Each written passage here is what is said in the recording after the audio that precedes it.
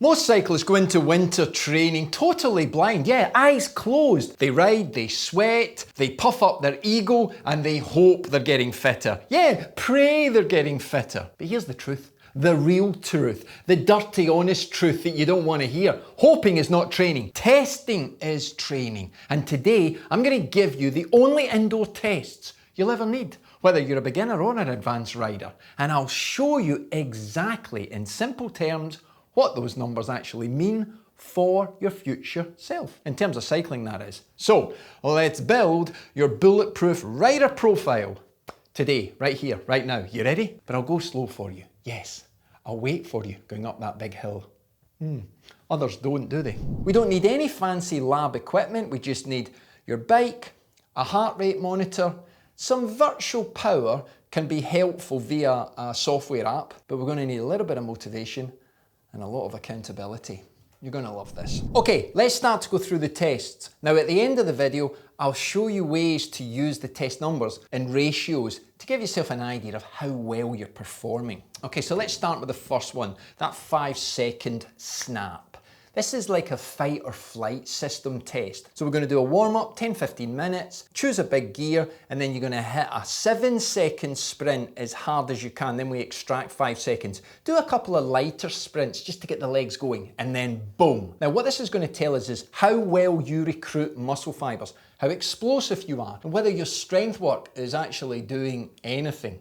See, most riders over the age of 50 can really improve this fast, because they've never trained it. You'll get a peak number, that one-off number, show you your highest power, but you'll get that 5-second peak power. Now that's important, look, because you're activating fast twitch fibers that retired years ago. Look, you cannot create new fast twitch fibers, and you can't convert slow into fast. You just wake them up. In Bulletproof, we do what's called the 7 deadly sins. Yeah, we do 7 of these inside an hour, 10-minute recovery. You measure the peak, but you also measure the fatigue, lots of benefits. So at the end, I'll show you how you can compare this in a way that gives you an idea if you're a fast twitch fiber athlete, sprinter, or a slow twitch fiber athlete, like an endurance rider. It's really important to get an idea of that, but it's also important to train it, to switch them on, because even at slow speeds, we want those fast twitch fibers, baby.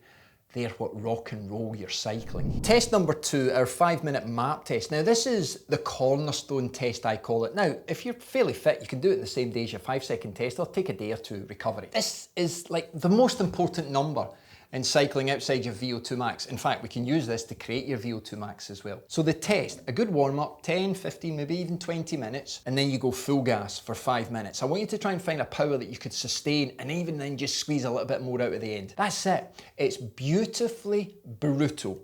But what it tells you, your MAP score, that is your aerobic ceiling. Your VO2 max can be estimated from that.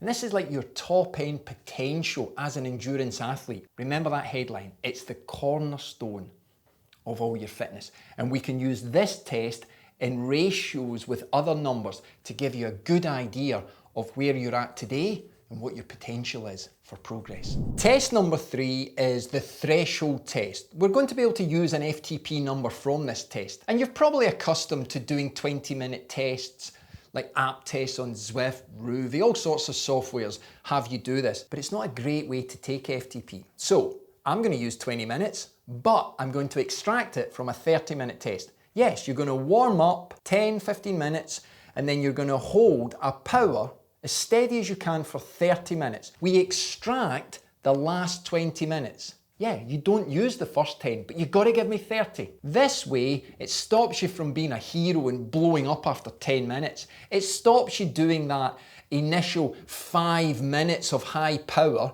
50 watts higher than everything else, or holding back and waiting for the last 2 minutes and then giving it everything else to get the power average up. That's not a true FTP. Now from that last 20 minutes, you still take 95% of that power average. That is a much more reliable working FTP. Get it done. We'll take some rest from the MAP test.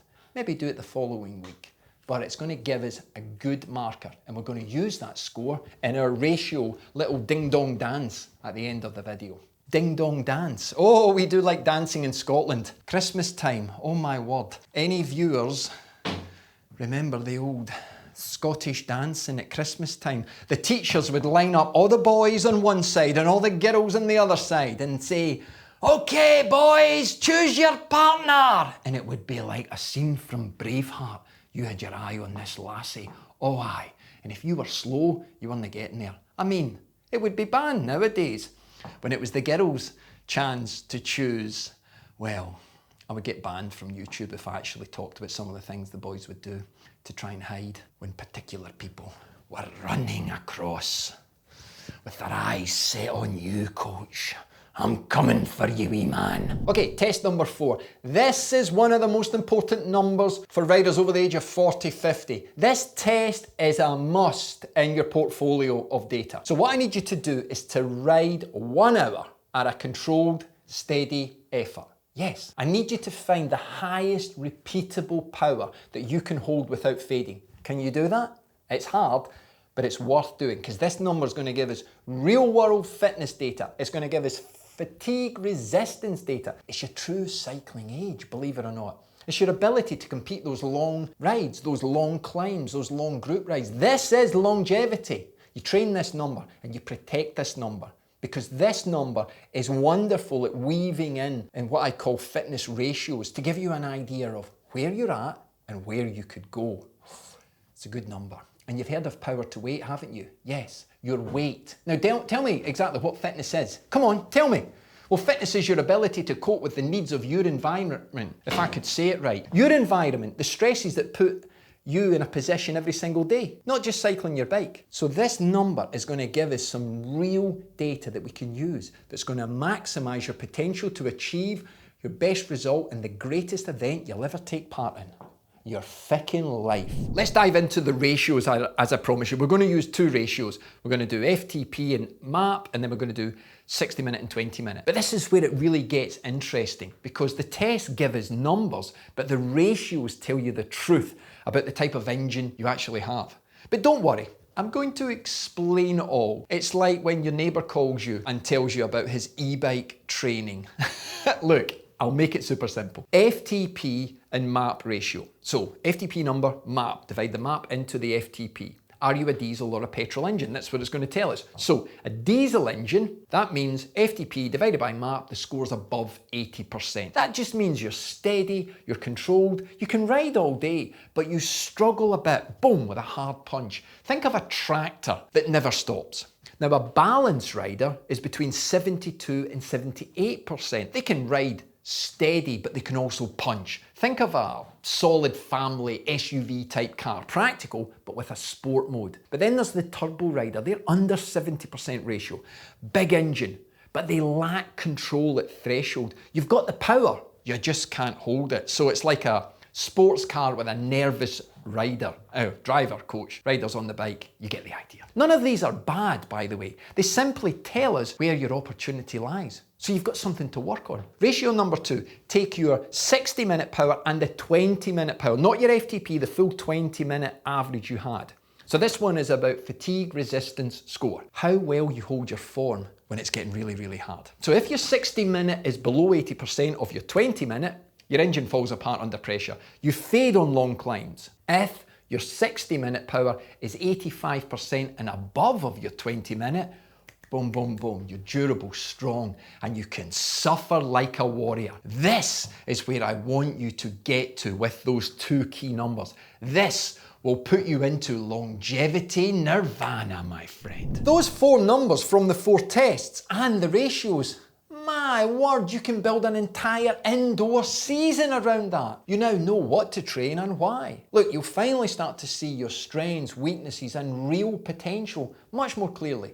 Look, those ratios have changed people's whole lives when I've shared them before. Remember, you can take my free MAP test and use my own calculator to see how your score matches against other riders your age. Check out the post from Justin Lynch. He did exactly that, and his journey's now taken him to the 1% club. Hey Justin, enjoy your free kit. Look, the link's below, do it today, and you can build your own Bulletproof rider profile. Look, I've got another video for you, my longevity routine video. It could just be the motivation you need, but keep spinning and keep smiling. I'll see you soon.